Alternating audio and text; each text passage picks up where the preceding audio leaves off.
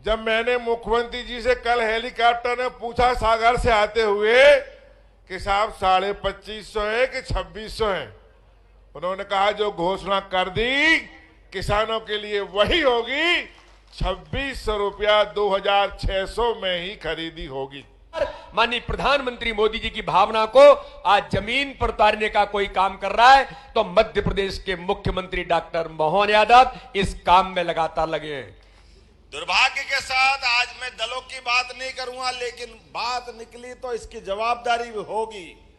मनमोहन सिंह की सरकार में मनमोहन सिंह जी स्वयं और बाकी लोग जब ये बेशर्मी से बोलते थे, गांव में सड़क की क्या जरूरत है, गांव में डामर की सड़क की क्या जरूरत है, गांव में तो बैलगाड़ी चलती, उनको बैलगाड़ी लेके देना चाहिए। 4000 रुपया धान की कब कही थी कब, लेकिन वो भी कल दे गई। एक बार जोरदार तालियों से स्वागत करो भैया। और धन्यवाद देता हूं माननीय मुख्यमंत्री जी का, जिन्होंने अपने जो कहा सो किया, और मैं तो कहता हूं जो नहीं कहा वो भी किया। 4000 रुपया धान की कब कही थी कब, लेकिन वो भी कल दे गई। एक बार जोरदार तालियों से स्वागत करो भैया। और ऐसे मुख्यमंत्री जो लगातार ये बीमारू प्रदेश यदि विकसित प्रदेश बना है तो माननीय शिवराज सिंह जी चौहान, जिन्होंने लगातार किसानों की न केवल किसान गांव गरीब की बात करी, विकसित प्रदेश बनाया। और अब संकल्प है डॉक्टर मोहन यादव जी का कि इस विकसित प्रदेश को स्वर्णिम प्रदेश बनाएंगे, और बना के भी कैसे देंगे मैं दावा कर रहा हूं। और कांग्रेसियों को चेताना भी चाहता हूं, क्योंकि बंजारे हैं, रिश्तों की तिजारत नहीं कर। जब मुख्यमंत्री जी ने बालाघाट की मुझे याद नहीं आ रहा किसी सभा में बोला कि हम किसानों के लिए किसानों की गेहूं की खरीद 2600 रुपया में खरीदेंगे, 2600 रुपया में खरीदेंगे, तो हमारे विभाग के भी हाथ पांव फूल गए। उन्हें लगा कि ये तो ज्यादा घोषणा मुख्यमंत्री जी ने कर दी। हमारे पास जो फाइल आई उसमें 2550 रुपया था। जब मैंने मुख्यमंत्री जी से कल हेलीकॉप्टर में पूछा सागर से आते हुए कि साहब 2550 है कि 2600 है, उन्होंने कहा जो घोषणा कर दी किसानों के लिए वही होगी, 2600 रुपया 2600 में ही खरीदी होगी। ये मुख्यमंत्री जी की सोच। और आज जब मैंने स्वयं जिस विभाग का मंत्री हूं उस विभाग का जब मैंने अखबार खोला, उस सुबह मैंने देखा कि मुख्यमंत्री जी ने 4000 रुपया प्रति हेक्टेयर आपको धान की प्रोत्साहन राशि की घोषणा भी कर दी। ऐसे मुख्यमंत्री जी जिनके विभाग के मंत्री को बाद में पता चलता है और किसानों को पहले घोषणा हो जाती है, ऐसे मुख्यमंत्री जी के लिए एक बार जोरदार ताली बजाकर स्वागत करिए। हमेशा उनका ये सोच रहा, अभी इतने बड़े देश के, प्रदेश के और पूरे विश्व के उद्योगपति भोपाल आए, उद्योगपतियों को उन्होंने उद्योग लगाने के लिए प्रोत्साहन दिया, प्रोत्साहित किया कि आप मध्य प्रदेश आओ, उद्योग लगाओ, लाखों लोगों को रोजगार मिलेगा। लेकिन दूसरी तरफ उनकी चिंता थी कि उद्योगपतियों को भी करना है और हमें किसानों को भी करना है। किसानों का सम्मान और किसानों की जो देनदारी है, किसानों का जो मूल्य है उपार्जन का, वो उन्हें पूरा मिलना चाहिए, उनके मन में था। साथियों, हम सब लोग मुख्यमंत्री जी को सुनने आए हैं।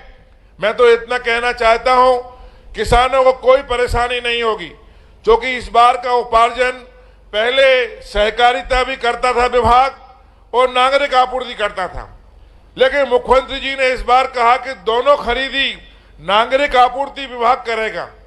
तो मैंने विभाग को निर्देश दिए हैं, चूंकि गर्मियों का समय रहता है, गर्मियों के समय मुख्यमंत्री जी ने कहा कि किसी प्रकार की परेशानी किसानों को नहीं आना चाहिए, बैठने की व्यवस्था पर्याप्त करो, पीने के पानी की व्यवस्था पर्याप्त करो, छाया की व्यवस्था पर्याप्त करो। ये सारी व्यवस्थाएं आपको गेहूं खरीद जब बेचने आप आएंगे उपार्जन के समय आपको केंद्रों पर मिलेगी। ये हम सबकी जवाबदारी है। साथियों, 15 मार्च से 5 मई तक खरीदी होगी।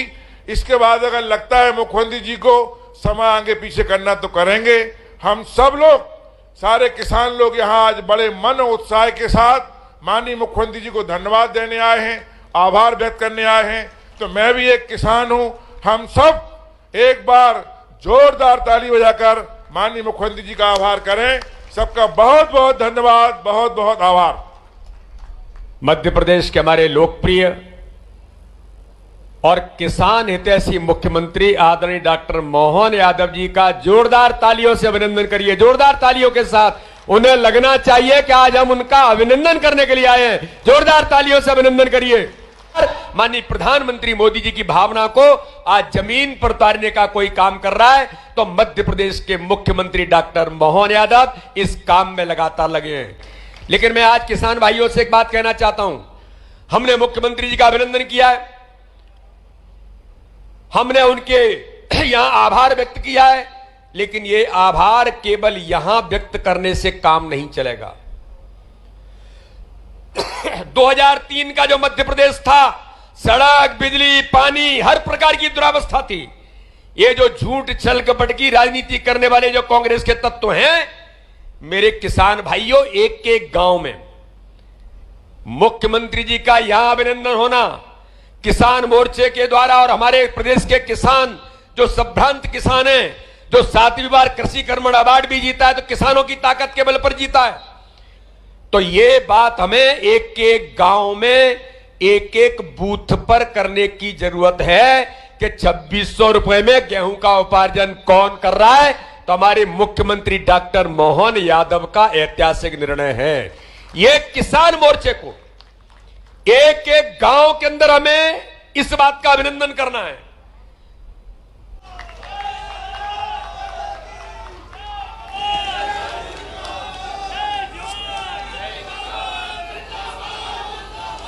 बोले भारत माता की।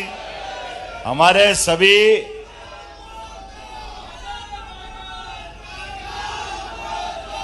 बोले भगवान बलराम की। आज के इस अवसर पर जब यहाँ किसानों की सभा हो रही है तो कितना सुखद संयोग है।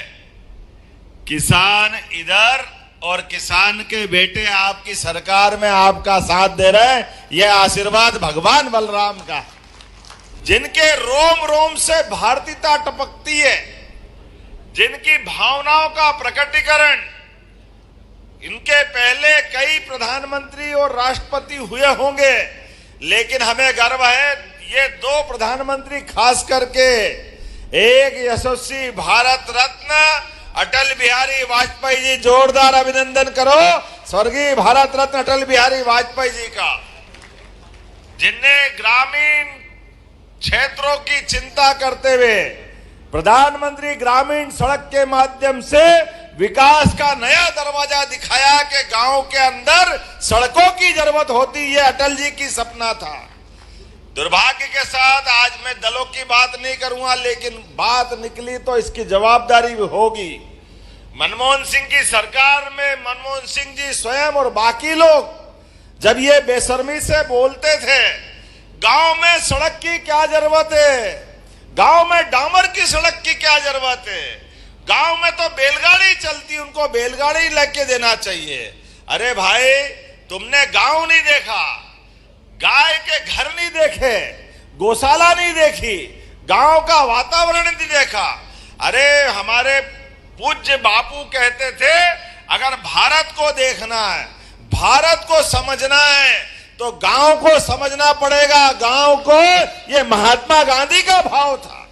सच्चे अर्थों में पूरा भारत अगर विराजमान कहीं है, जैसे हनुमान जी के शरीर के अंदर ही श्री राम विराजे हैं, ऐसे भारत को दुनिया देखे तो भारत के गांव को देख ले, अपने आप भारत समझ में आ जाता है। इसलिए विकास की अगर बात होगी, भारत की अगर साख बनाना होगी, भारत की संस्कृति को आगे बढ़ाना होगा, तो निश्चित रूप से किसानों के माध्यम से हमारे अपने एक एक गांव के किसान का जीवन सुखी समृद्ध बनाना होगा। उसी से हमारे भारत का विकास का मार्ग जाता है। और इसीलिए यशस्वी प्रधानमंत्री के माध्यम से श्रीमान नरेंद्र मोदी जी ने जब शासन की सत्ता के सूत्र हाथ में लिए तो उनने इस दर्द को सहा है। हमें इस बात की खुशी है, माननीय प्रधानमंत्री नरेंद्र मोदी जी अगर देश में राज कर रहे हैं तो उनने हर पल हर समय अपने दुख के दिन को भी याद करा है, अपने गरीबी के काल को याद किया है। इसलिए एक एक कष्ट उनको मालूम है कि गांव के अंदर गरीबी का क्या परिणाम आता है और गरीब क्या गांव क्या शहर। इसलिए चार जाति की भी बात करते हैं तो किसान, गरीब, महिला, युवा। अब आप बताओ अगर तीनों को चारों को मिला दें, मैं तो एक बात जानता हूं, जैसे मंदिर के अंदर भगवान का भवन बहुत बड़ा हो सकता है, मंदिर के अंदर शिखर भी लगा हो सकता है, लेकिन मंदिर के अंदर प्रतिमा नहीं है तो मंदिर मंदिर नहीं, वो केवल एक बना हुआ भवन हो जाता है। ऐसे सच्चे अर्थों में वो भवन में बैठी हुई प्रतिमा ये हमारे अन्नदाता किसानों की प्रतिमा होती है। इसका आनंद हम अपने आप में समझते हैं। इसलिए जब किसान की बात करते हैं, कितना अनुशासित देश है, पूरे दुनिया के अंदर 145 करोड़ का देश, लेकिन गांव के अंदर हमारे अपने किसान, दुर्भाग्य के साथ कहना पड़ रहा है, जो उनको आजादी के समय मिल जाना चाहिए था, ये देने के लिए भी 55 साल लगे इस बात के लिए। लेकिन प्रधानमंत्री स्वर्गीय भारत रत्न अटल बिहारी वाजपेयी जी ने सड़क दी। अब हमारे माननीय पूर्व मुख्यमंत्री मध्य प्रदेश साध्वी उमा भारती जी, बाबूलाल गौर जी, शिवराज सिंह चौहान जी, सबके साथ भाजपा की सरकार आई तो मध्य प्रदेश का नक्शा बदला। जोरदार अभिनंदन करो, ये हमारी सरकार है, ये भाजपा का दृष्टिकोण है। कहां एक तरफ हेदल सिंह जी ने कहा कि 7 लाख हेक्टेयर की सिंचाई होती थी। अरे सिंचाई करो भी कैसे, बिजली नहीं, बिजली का तार पकड़ के बताते थे करंट नहीं आ रहा है, लोग तार पकड़ लेते थे क्योंकि बिजली में करंट ही नहीं था, केवल तार लगे थे, सड़क का ठिकाना ही नहीं था, आ जाए कैसे। लेकिन ना सड़क ना बिजली, पानी का तो सवाल ही नहीं। मैं उज्जैन से आता हूं, बड़ा दुख होता है। 1977 में योजना बन गई थी नर्मदा विकास प्राधिकरण के माध्यम से, पूरे प्रदेश में किसानों की जिंदगी बदलने के साथ साथ नगरों में पीने का पानी दे सकते हैं, खेतों में पानी दे सकते हैं, उद्योग में जल दे सकते हैं। इसलिए नर्मदा जी के माध्यम से ये बड़ा प्रोजेक्ट बना था। लेकिन दुर्भाग्य के साथ कहना पड़ेगा, हम अपनी जब उज्जैन में बात करते थे सिमस्त अच्छा करना है, नर्मदा जी का पानी दे दो, छिपरा जी में पानी नहीं रहता है। तो इसमें बड़ी बेशर्मी से विधानसभा के अंदर पूर्व मुख्यमंत्री शिवराज सिंह जी चौहान ने भी इस बात को कोट किया। जब हम नर्मदा छिपरा लिंक लाइन लाए थे तो इनने विधानसभा में दिग्विजय सिंह ने कहा था असंभव, आ ही नहीं सकती है, नर्मदा जी नीची है, छिपरा जी ऊंची है, ये हो नहीं सकता है। अब कौन इनको बताए, अरे भाई नीची ऊंची गई, बिजली का बटन दबाओ अपने आप हमारी जल की धारा आ जाती है, ये तुमको समझ नहीं है क्या। अब ये आज भी दिग्विजय सिंह भी है सामने और वही मालवा है, वही निमाड़ है। इतनी छोटी बात समझ में नहीं आए क्योंकि इनको इससे मतलब ही नहीं, किसान की जिंदगी बदले कोई मतलब नहीं, लोगों खुशहाल हो कोई मतलब नहीं। अब कितना अच्छा लगता हमको जब यशस्वी प्रधानमंत्री ने कहा, भारत रत्न अटल बिहारी वाजपेयी जी ने, ये बुंदेलखंड माननीय सांसद जी वहां से हैं, ये 20 साल पहले कल्पना की। अरे एक नदी भरी हुई बाढ़ जा रही और दूसरी नदी खाली है, सूखा पड़ा हुआ है। अरे एक नहर जोड़ दो, अपने आप इसका पानी उसमें चला जाए, ये भी भरी हुई रहे, वो भी भरी रहे। और नदी थोड़ी भरती हो तो जिंदगी भरती है, किसानों की जिंदगी बदलती, पूरा क्षेत्र बदल जाता है। इसमें क्या बड़ी बात। 220 किलोमीटर की केवल एक नहर बनाना थी, केनाल बनाना थी। मध्य प्रदेश और उत्तर प्रदेश दोनों कहां से कहां पहुंच जाते, लेकिन ये कांग्रेस के लोगों ने कहा असंभव, नदी से नदी जोड़ो तो प्रकृति बिगड़ जाएगी। अरे वाह रे वाह भैया, तुम्हारी भारी प्रकृति है, तुम्हारी बुद्धि कहां गई? क्यों? नहीं, बिल्कुल नहीं हो सकता है, असंभव। जब हम करने गए तो उसमें अड़ंगे लगाए, हाई कोर्ट चले गए, सुप्रीम कोर्ट चले गए, फिर वो पर्यावरण के लिए एनजीटी चले गए, लगातार 20 साल बिगाड़ दिए। हमारी 2 पीढ़ी बिगड़ गई, 2 पीढ़ी। लेकिन मुझे इस बात की प्रसन्नता है, अपनी सरकार बनी, हमने सारे कोर्ट के फैसले भी जीते और 1 लाख करोड़ की केन बेतवा नदी का भूमि पूजन किया है पूरे किसानों के लिए। पूरा हमारा बुंदेलखंड, क्या पन्ना, क्या दमोह, क्या सागर, क्या हमारा यहीं से चालू होगा रायसेन, विदिशा, क्योंकि बेतवा यहां से निकल रही 13 जिलों में। और केवल ये नहीं, चंबल से कौन कौन आया? हाथ खड़े करो। चंबल से आप बताओ, आप गुना की तरफ से लगा के हमारे पूरे मालवा, चंबल का हिस्सा और मालवा का हिस्सा 13 जिले, पार्वती, कालीसिंध, चंबल के माध्यम से यहां भी जिंदगी बदलने वाली। मजबूरी में वहां के लोग पलायन करते थे और लोग तकलीफ आए, परेशानी आए तो कभी कभी बंदूक भी उठा लेते थे। क्या करें? भूखे भजन न होए गोपाला, ये तो जिंदगी का सवाल है। बाल बच्चे भूखे देखे तो परमात्मा जो करे वो होगा, लेकिन ये परिस्थिति सरकार को सुधारना चाहिए थी।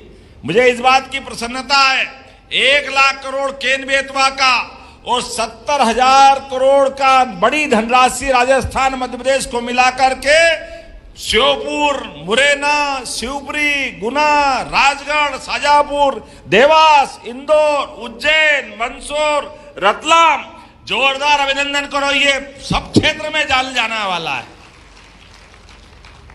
हमने पारस पत्थर नहीं देखा, लेकिन पारस पत्थर की कहानी सुनी है। पारस लोहे को छुए तो लोहा सोना हो जाता है। ये हो ही नहीं हो मालूम नहीं, लेकिन ये मेहनत कश किसानों को मालूम है, सूखे खेत में पानी मिल जाए तो फसल सोना हो जाती है। इस बात में कोई शंका नहीं। किसानों की जिंदगी अच्छी करने के लिए इससे अच्छा मौका क्या हो सकता है? इसलिए इस बात की प्रसन्नता है कि हमारा ना केवल नर्मदा वाला बेल्ट, आप तो भाग्यशाली हो, अधिकतर भोपाल में भी नर्मदा का पानी आ रहा है, लेकिन अब ये इधर का पूरा हमारा मध्य प्रदेश का हिस्सा, राजस्थान से लगा के उत्तर प्रदेश का एक एक गांव, एक एक खेत, आप किसान मोर्चे के माध्यम से, किसान संघ के माध्यम से बता देना, कोई खेत खाली नहीं रहेगा। प्रत्येक खेत तक पानी पहुंचाने का काम अपनी सरकार के द्वारा किया जाए। और इसी के आगे अब हमारा निमाड़ का बेल्ट के बाद थोड़ा सा एक खंडवा, बुरहानपुर, ताप्ती मैया वाला बेल्ट, ये महाराष्ट्र से लगा हुआ है। तीसरी नदी जोड़ो अभियान बहुत जल्दी हम वहां भी करने वाले हैं। जोरदार अभिनंदन करो अपने उस क्षेत्र के किसानों के लिए। कोई क्षेत्र खाली नहीं रहेगा। प्रत्येक क्षेत्र में किसान को पानी मिले, पक्की सड़क मिले। और आगे बता रहा हूं, आज आपसे जब बात करने आया हूं तो हमारे बीच जिन किसानों के लिए बिजली के कनेक्शन स्थायी नहीं हैं, अब 5 रुपए में पक्का कनेक्शन दे देंगे, स्थायी कनेक्शन 5 रुपए में। आप तो आवेदन करो, मध्य क्षेत्र में तो अभी चालू कर देना, या हमारे प्रमुख सचिव बैठे नीरज मंडलोई जी, जो किसान बिजली का पक्का कनेक्शन मांगना है, स्थायी कनेक्शन, उसको 5 रुपए में कनेक्शन देने की यहीं से घोषणा करते, हमारे सारे किसानों का भला करना है। किसानों की जिंदगी बेहतर करने के लिए जो जो हो सकता है वो सब करेंगे। ये क्रमशः योजना कंपनी दर कंपनी चलेगी। अभी मध्य क्षेत्र में चलेगी, फिर पश्चिमी क्षेत्र में जाएगी, धीरे धीरे करके सब दूर जाएगी। लेकिन ये इंटरवल पहले की फिल्म है। अभी बात की ओर बताता हूं। ताली बज रही कम तो फिर बोलूं कि नहीं बोलूं?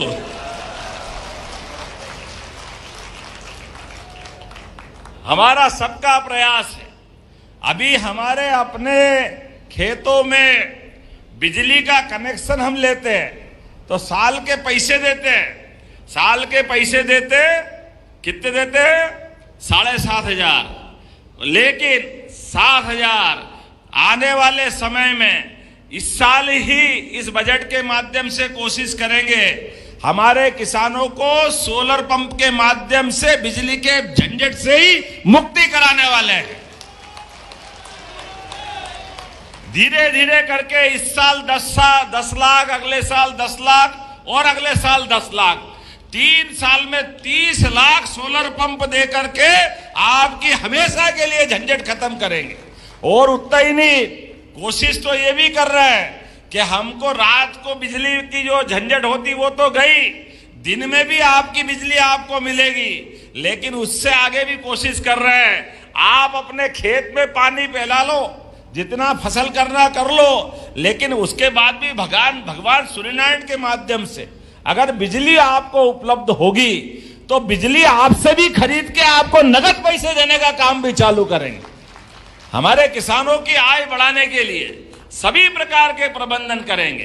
धीरे धीरे करके ना आपके अपने जीवन में इस प्रकार का कोई कष्ट आए, बल्कि अब इसका परिणाम क्या आएगा? रात को पानी पिलाने से छुट्टी, रात को ठंड में बरसात में हम कितने कष्ट उठाते हैं, ट्रांसफार्मर के लिए झंझट करना पड़ती, वो भी खत्म। बल्कि आपने सोलर पंप लगाया और सोलर पंप के माध्यम से स्थायी कनेक्शन आपको मिलेगा। एक एक करके अभी हमने 1.5 लाख तो भी जिनके टेम्परेरी कनेक्शन है उन सबको दिला रहे हैं और उसकी राशि भी कम कर दी। मुझे लगा कि पहले आपने बताया होगा, पहले केवल 3 हॉर्सपावर वालों को जो सोलर पंप है उसकी 5% राशि देना पड़ेगी और उसके बाद धीरे से 5 हॉर्सपावर से 10% जो 7.5 हॉर्सपावर तक वालों के लिए, और धीरे धीरे करके ये आपको स्थायी रूप से लाभ मिलेगा। लेकिन आज जब मैं आगे बात कर रहा हूं तो आज अपने बीच में मैं याद करता हूं, ये मुझे याद नहीं, कोई बताना भैया 2002-03 में क्या भाव गेहूं खरीदते थे? क्या भाव खरीदते थे गेहूं?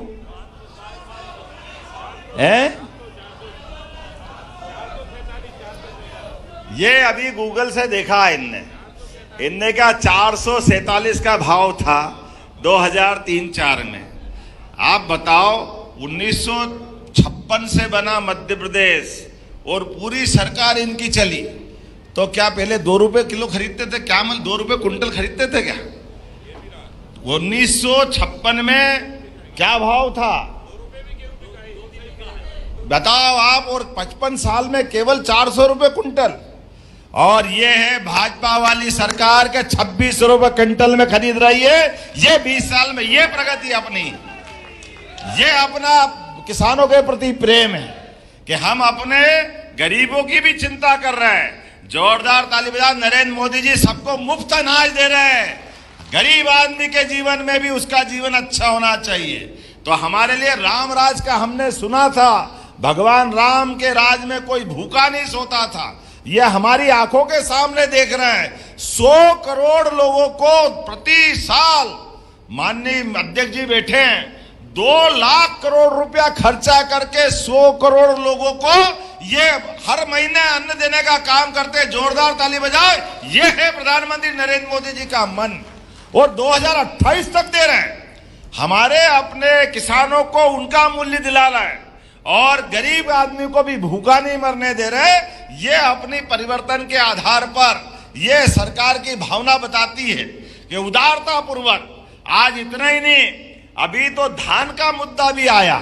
जब मैं कल गया तो उन्होंने कहा ये 2000 कम पड़ रहे हैं। तो जैसे आपके साथ बैठा उनसे पूछा कितना कर दें, बोले डबल कर दो। हमने कहा हमारे लिए क्या जाता है, ये किसानों की सरकार है, मैं भी किसान का बेटा हूं। मंत्री जी से कहा कि मंत्री जी को जो बता दूंगा सब हाँ ही करेंगे, तुम तो 2 का 4000 करने की घोषणा करता हूं और इसी सत्र से 4000 रुपया क्विंटल गेहूं देने के लिए। लेकिन आगे आपको निवेदन करना चाहूंगा, हमारे सरकार के द्वारा फसल चक्र में भी बदलाव का आह्वान कर रहे हैं। कई जगह हमारे अपने किसानों के माध्यम से हमारे लिए वर्तमान के दौर में अभी तो धान के बदले में मूंगफली, दलहन फसल, इसका अलग से लाभ देने वाले हैं। अपने बीच ये नए नए प्रकार की फसलें और खास करके प्राकृतिक फसलें, जैविक खेती, इसके माध्यम से मध्य प्रदेश की पहचान अलग बनना चाहिए। उसी प्रकार से कपास के लिए आप अंदाज लगा लो, ये जो हमारी इन्वेस्टर समिट हुई है, ये इन्वेस्टर समिट का बड़ा रोल आपका है। आपके माध्यम से हमारा कपास धीरे धीरे करके, यद्यपि अभी भी 15 से 20% देश का कपास अपने यहाँ उगता है, लेकिन ये कपास के माध्यम से भी क्रांति आने वाली है। हमारे कपास से हमारा धागा बनेगा, धागा से कपड़ा बनेगा, किसान आदमी अपनी फसल भी उगाए और परिवार वालों को टेक्सटाइल में काम दिला दे। और इस आधार पर एक एक व्यक्ति के घर में आय बढ़ाने के लिए सरकार एक लेबर जो वहां टेक्सटाइल यूनिट में जाएगा उसको 5,000 रुपया अपनी तरफ से आपकी भाषा में बोनस देगा। ये काम भी अपनी सरकार के माध्यम से हो रहा है। कृषि आधारित उद्योग लगाने के लिए सरकार ने अपना पूरा अपने मन का भाव बता दिया कि हमारा प्रयास है, हमारे प्रति व्यक्ति आय बढ़ना चाहिए। इसलिए केवल ये उद्योग धंधे नहीं, हमने वर्षों से जिनके घर गाय वो गोपाल, जिनके घर गाय का कुल वो गोकुल, तो आज जैसा गेहूं पे, धान पे ये प्रोत्साहन आपको दे रहे हैं, उसी प्रकार दूध खरीदने के लिए भी बोनस की राशि देने की घोषणा करेंगे। बोनस देने की अपने घर में पहले तो वर्षों से यही होता आया था, खेती किसानी भी करो और दूध का रोज का नगद आय व्यय का सिस्टम बनता था। बनता कि नहीं बनता था? अब ये अलग बात है। मैं सरकार के नाते से देखता हूं तो मुझे आज भी आश्चर्य लगता है। हमारे में से तो सब जानते हैं कि घर में गाय का दूध भी होता है और भैंस का भी होता है। ये दुग्ध संघ वाले पता नहीं क्या होता है, वो दूध पतला करके गाय का दूध करके बिकवाते थे। अरे गाय का दूध का फेट अलग, भैंस के दूध का फेट अलग। अब इसको आप सरकार इस भाव को समझना चाहिए कि नहीं समझना चाहिए? शुद्ध रूप से दूध को प्रोत्साहन, गाय का दूध तो पतला होता है, उसकी कीमत ज्यादा मिलेगी। भैंस वाले तो वैसे ही अच्छी लेते हैं, होता कि नहीं होता है? तो हमारे द्वारा जिसमें 33 देवी देवता वास है और जिनके घर में गाय का कुल और जो अपने गोपाल के रूप में जाने जाते, हमने प्रयास किया है कि ये गोपाल कृष्ण के देश के अंदर अब अपने आने वाले समय में अभी दूध उत्पादन केवल 9% है, इसको बढ़ा के 20% तक करने वाले हैं, 20% तक। और जो 10 से ज्यादा गाय पालेगा, गाय पालने के लिए उसको भी अनुदान दिया जाएगा गौ माता को पालने के लिए। और उसमें भी 10 पालो, 20 पालो, 50 पालो, 100, 200, 500 जैसे फैक्ट्री लगाने के लिए अनुदान दे रहे हैं, उसी प्रकार से गांव-गांव में दूध उत्पादन का बढ़ावा देने के लिए ये प्रोत्साहन लगातार जारी कर रहे हैं। आप तो जानते ही हैं, अभी हमारे जो अपने शहरों के अंदर खेतों में नुकसान को लेकर के आशंका रहती है। ये बात सही है कि जब खेती का रकबा बढ़ा, सिंचाई बढ़ी, तो अब हमारे यहाँ यंत्रों के माध्यम से जानवरों को भी कमी पड़ गई। तो जो हम पहले बैलगाय के माध्यम से काम चलाते हैं, लेकिन धीरे धीरे करके वो स्थान कम पड़ा, तो जो लावारिस, अपाहिज जैसी बूढ़ी गाय माता ये पूरे प्रदेश के अंदर और किसानों के लिए भी समस्या बन के खड़ी हुई। तो हमने कहा चिंता मत करो, बड़ी बड़ी नगर निगम में 10-10 हजार की गौशाला रखेंगे अपने भोपाल सहित सारे महानगरों में। और आपके आसपास में भी जहां कोई गौशाला चला रहा है उसको 20 रुपया प्रति गाय माता के बजाय 40 रुपया रोज गाय माता का देकर के उन गाय माता के लिए गौशाला को भी सक्षम बनाएंगे, ताकि गाय माता के माध्यम से, गाय माता किसी की समस्या नहीं है, वो तो परमात्मा की दया है।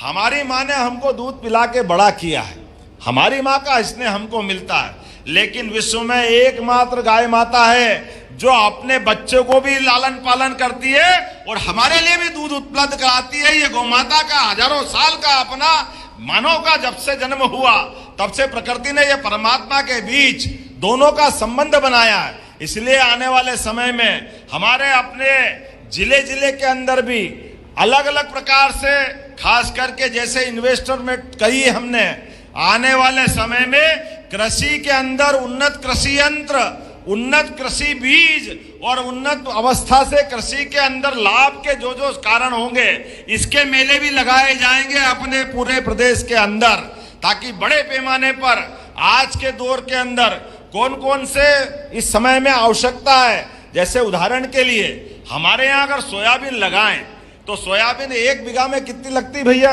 अंदाज बताओ कितनी लगती है? कितनी? अरे भैया 1 एकड़ में कितनी क्विंटल होती है?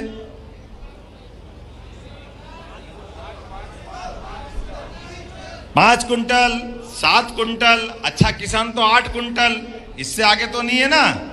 अरे भैया ये ब्राजील, इजराइल, इनके बीज ला के लगाओ तो 25 से 30 कुंटल होती है। ये अपना वर्तमान का समय चल रहा है, तो जब वो कर सकते तो हम क्यों नहीं करेंगे। और उनके यहाँ सिंचाई देखो, उनके यहाँ 7 इंची बारिश होती है और अपने यहाँ 30 इंची से ऊपर होती है। बारिश भी ज्यादा हो रही, लेकिन मेहनत इतनी करके भी हमारी जिंदगी इतनी कठिनाई में क्यों होना चाहिए। हमको भी अगर 20-25 कुंटल मिलेगी, आनंद आएगा कि नहीं आएगा। तो ये लगातार जोरदार ताली बजाए, ये लगातार अभियान चला जाए।